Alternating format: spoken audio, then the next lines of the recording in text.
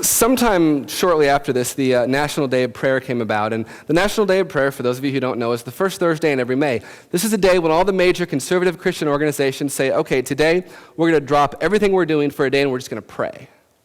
And God spoke to me on that day, and I know it might sound kind of crazy or weird, but in his own way, God spoke to my heart. And he said, Chad, he said, people are praying for you today.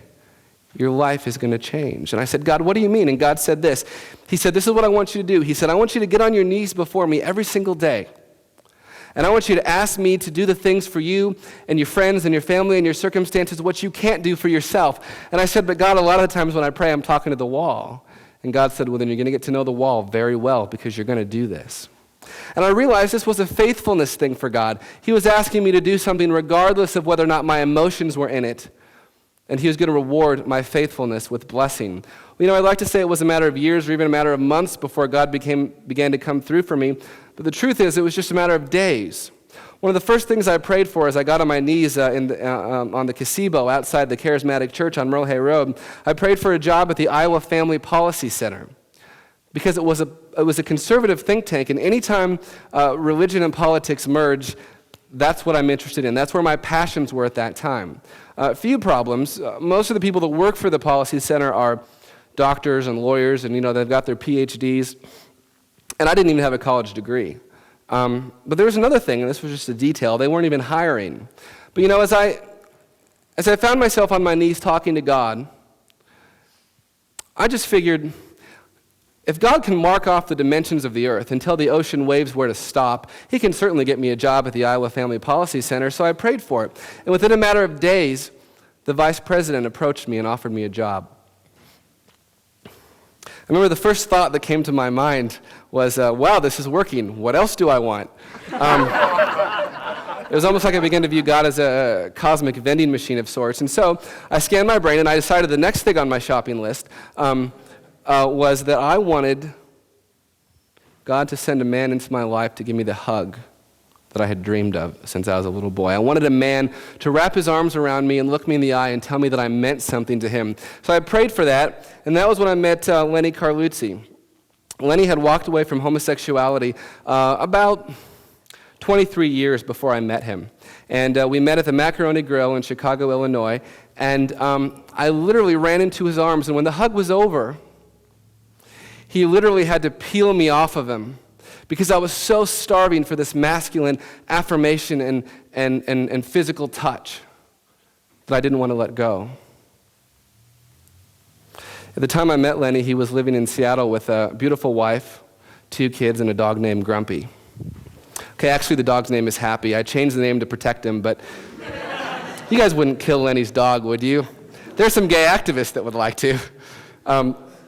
Okay, so he lives in Seattle with a dog named Happy, now that we've established that.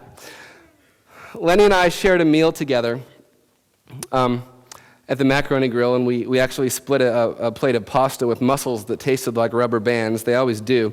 And when the night was over, Lenny and I found ourselves in the parking lot, and it was time to go. And Lenny got in the car, and he began to drive away. And Lenny was crying his eyes out, and my lips were quivering, because we both realized the significance of what had happened on that day. We both knew that our lives would never be the same. And just as Lenny started to take off to the airport, I actually saw the car stop. And he got out of the car, and he came over to me, and he put this ring on my finger. He said the way it shined when the light hit it reminded him of the Shekinah glory of God. Lenny told me he wanted this ring to be a friendship ring, but I decided I wanted to make it a purity ring. I decided that because God had put a man in my life to meet the legitimate emotional need that was driving my same-sex attractions, that I was going to make a commitment to God on that night, that I was not going to act on my same-sex attractions. I decided then that I was going to put my sexuality on the altar, and that if God decided to give it back, that's great. But I decided then to give my sexuality to God. And it wasn't one of these conditional things where you say, well, okay, God, I'll stop being gay, but you have to promise to fix me. It wasn't that at all. I had determined on that day that I would be celibate if that's what God wanted, or if God wanted to give me attractions for a woman, I'd get married and make babies. But it was up to God. And my life was his either way. And it's just like God, of course, to resurrect what we then put on the altar. And that's what he's done in my own life. I'm not sure if I would call this I don't think I'd say God was testing me. But within just an hour of Lenny putting this ring on my finger and me making this commitment to honor and to serve him with my sexuality, I met a man named Joe. And Joe was 21 years old, and at that time, Joe was the ideal man for me. I was struggling quite a bit with same-sex attractions. This was about 7 or 8 years ago, and Joe was the ideal man. And I met with Joe, and I'll admit it was a little hard at first as we sat next to each other at the Caribou Coffee in Elgin, Illinois. It only took us a few minutes to realize as we sat there sipping on a Venti Mocha Malt Decaf Double Blended Frappuccino Triple Venti Extra Room No Whip. Yes, that's a real drink. It's like $8.50 though. It only took us a few seconds to realize that we both wanted the same thing. But as I sat there, a paradigm shift began to take place in my mind, and all the lust that I had for Joe was replaced with compassion. And it was like I could see Joe as Jesus saw Joe. It was like I could feel the power of the Holy Spirit sitting between us on the couch like fuel in a jet engine. And I knew at that moment that the same power that had been given to raise Christ from the dead had been given to me to resist temptation in that moment. And it was then that I knew that I was going to make it through this struggle. It was then that I began to, for the first time, understand the enormous amount of power that was available to me in Jesus Christ. And it's more power and strength than I could ever use in 1,000 lifetimes to resist the temptation the devil threw at me and live a righteous life for Christ. So that's the story of how I met Lenny. A lot of books have been written about overcoming homosexuality, and scholars have debated, and scientific papers have been written and published in major scientific journals. But for me, the start of this process was very easy. I just needed to be loved. I just needed to be loved by another man in the same way that Jesus would love me if he were physically present today. And so I wrote this book, Loving Homosexuals as Jesus Would. And I wrote this book to teach God's people how to reach out to those within their congregations who are struggling with unwanted same-sex attractions. But I also wrote this book to show God's people how to reach out to those in the gay community who've embraced their homosexuality and who have no desire to change. And so I'd like to talk first, if I could, for the first part of my talk, I'd like to talk about how to reach out to those who've embraced their homosexuality and have no desire to change. I was amazed as I listened to the Christian mother of a gay child talk about what she'd learned at a Christian conference on overcoming homosexuality. She was asked by a reporter what she learned, and she said, "I'm so relieved. I feel like I've finally been given permission to love my gay son."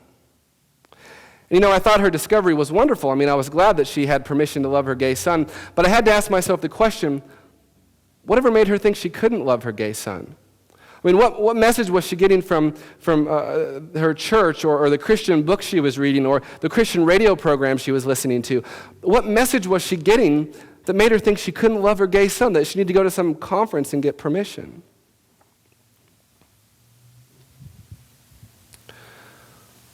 See, a lot of Christians have used the phrase, hate the sin, love the sinner, to describe our attitudes towards gay and lesbian people. And I think there's plenty of evidence as Christians that we hate the sin of homosexuality, but the question I'm trying to ask is, how does the love manifest itself? Or does the love manifest itself?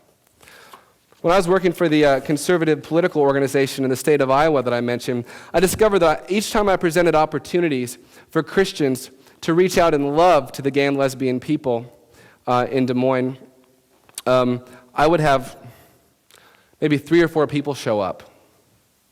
But when I presented, and the determining factor, by the way, on that point was whether or not I invited 3 or 4 of my friends. So this gives you an idea for the kind of environment we're talking about.